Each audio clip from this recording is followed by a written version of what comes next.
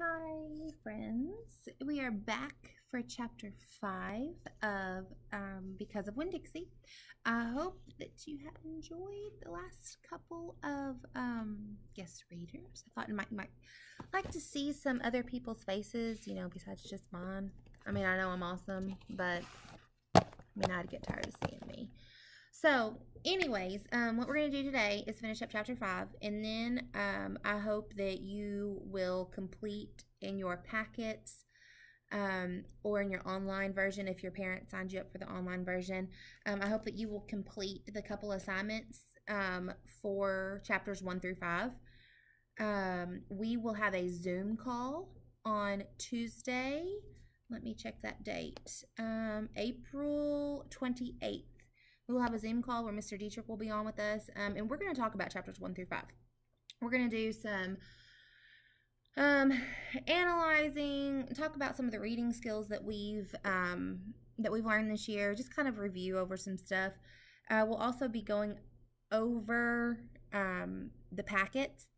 So, anyways, I hope that you maybe are looking at it as we go. Again, it's not required, but if your grown-up send you or send me pictures of what you're doing, then you get to do less Moby Max, if that makes sense. So it's just kind of a taking the place of. So let's get on to chapter 5. Let me get there, and then like I said, we'll talk a little bit about this. So chapter 5.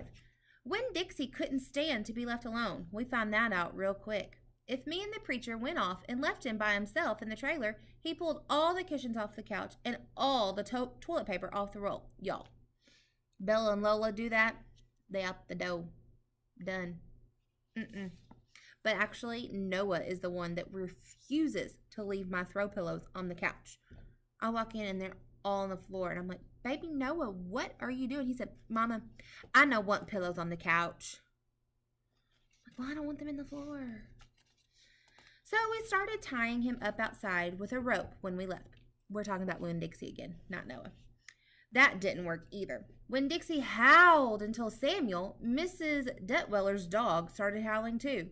It was exactly the kind of noise that people in an all-adult trailer park do not like to hear. "He just doesn't want to be left alone," I told the preacher. "That's all. Let's just take him with us."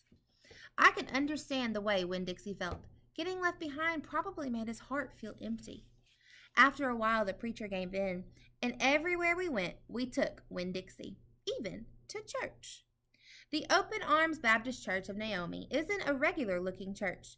The building used to be a Pick It Quick store, and when you walk in the front door, the first thing you see is the Pick It Quick motto. It's written on the floor in little tiny red tiles that make great big letters that say, "Pick, pick, pick, quick, quick, quick." The preacher tried painting over those tiles, but the letters won't stay covered up, and so the preacher has just given up and let them be. The other thing about the Open Arms that is different from other churches is there isn't any pews.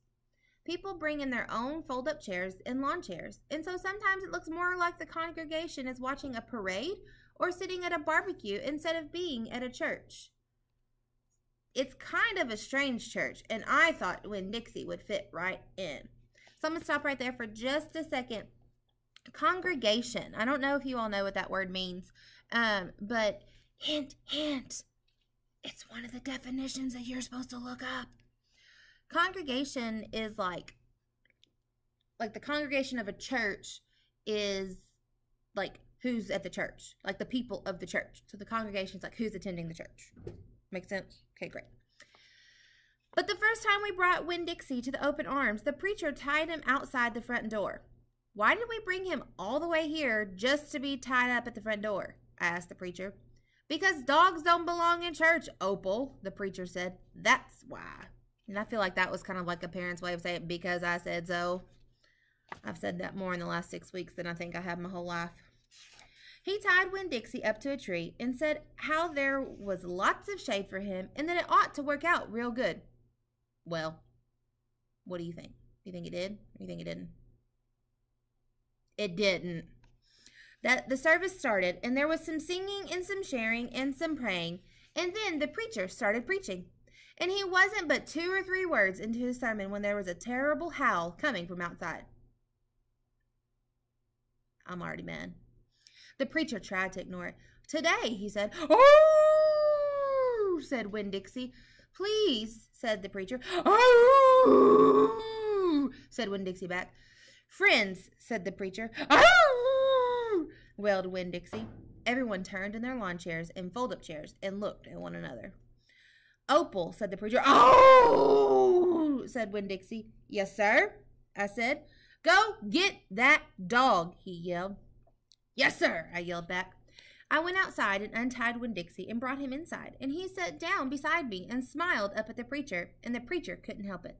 He smiled back. Winn Dixie had that effect on him. I feel like that was a moment where I would have told my children, or even maybe some of you, better be glad you're cute. And so the preacher started in preaching again. Winn Dixie sat there listening to it, wiggling his ears this way and that, trying to catch all the words. And everything would have been all right, except that a mouse ran across the floor. So, let's think about, what is maybe a term that we have talked about this year where it's something, it's a phrase that says something different than it means. What's that big 3rd grade smart word? Says something different than it means. I'm going to give you a couple think seconds. I'll give you an example. I'm feeling blue today. Unless you're a Smurf, you ain't blue today. How about, I'm over the moon. You ain't over the moon. So the one I'm talking about is that Winn Dixie sat there listening to it, wiggling his ears this way and that, trying to catch all the words. I'll give you a hint. It starts with id and ends in ium. You got it yet? Okay, idiom. So, you think he really was trying to catch all the words with his ears? No, he sure wasn't. The open arms had mice. They were there from when it was Pick It Quick, and there was lots of good things to eat in the building. And then when Pick It Quick became the Open Arms Baptist Church of Naomi, the mice stayed around to eat all the leftover crumbs from potluck suppers. The preacher kept on saying he was going to have to do something about them, but he never did. Because the truth is, he couldn't stand the thought of hurting anything, even a mouse. Well, Winn Dixie saw that mouse, and he was up and after him. One minute, everything was quiet and serious, and the preacher was going on and on. And the next minute, Winn Dixie looked like a furry bullet shooting across the building, chasing that mouse. All right, so I'm throwing a lot of content at you guys here, okay? I'm going to start trying to make a lot of connections. So he said Winn Dixie looked like a furry... Oh, someone is calling my phone. Decline. So Winn Dixie looked like a furry bullet. I think we've talked about it. If not, I think you've talked about it in 2nd grade, and you're definitely going to talk about it in 4th grade. So let me remind you. What were they doing whenever they were talking about Winn Dixie and the furry bullet? What were they doing? Were they saying that they were together? Like they flew flew like a bullet together? Was the author comparing the actions of Winn Dixie to like the actions of a bullet? Was the author he was using it as a description. So basically I hoped you said he was comparing. And what are two of our fancy words that we use for comparing things in a story? Does anybody, not compare and contrast, so go ahead and get that out your heads. What are they? Two things that an author might use. I feel like we've talked about this. So the first one is a simile. Does that ring the bell now? Simile is whenever you compare two things using the words like or as. Okay, so we compare Miss Pruitt to a goofball. Okay, but we're going to use like or as. A metaphor is whenever we compare two things without using that. Okay, I lost my words on exactly what a metaphor, how to explain it very well. I haven't done this in a while, guys.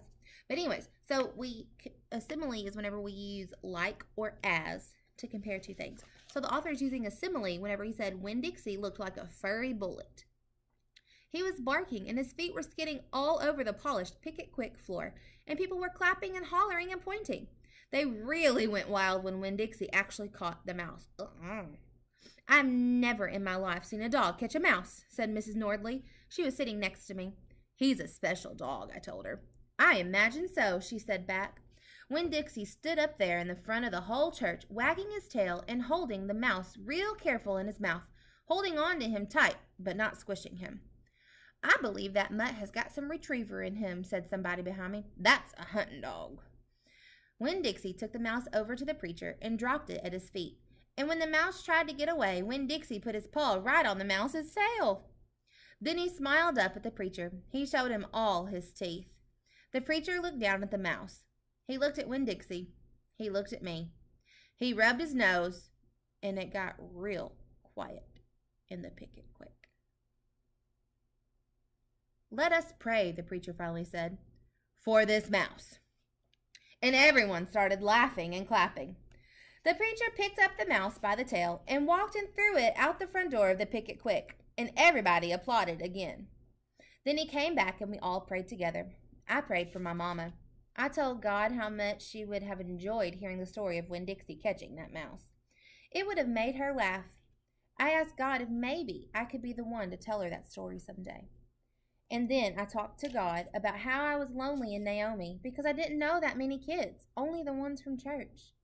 And there weren't that many kids at the open arms, just Dunlap and Stevie Dewberry, two brothers who weren't twins but looked like they were. And Amanda Wilkinson, whose face was always pinched up like she was smelling something real bad. And Sweetie Pie Thomas, who was only 5 years old and still mostly a baby. And none of them wanted to be my friend anyways because they probably thought I'd tell on them to the preacher for every little thing they did wrong. And then they would get in trouble with God and their parents. So I told God that I was lonely, even having Winn Dixie. And finally, I prayed for the mouse like the preacher suggested. I prayed that he didn't get hurt when he went flying out the door of the Open Arms Baptist Church of Naomi. I prayed that he landed on a nice, soft patch of grass. All right, we'll continue with chapter 6. I want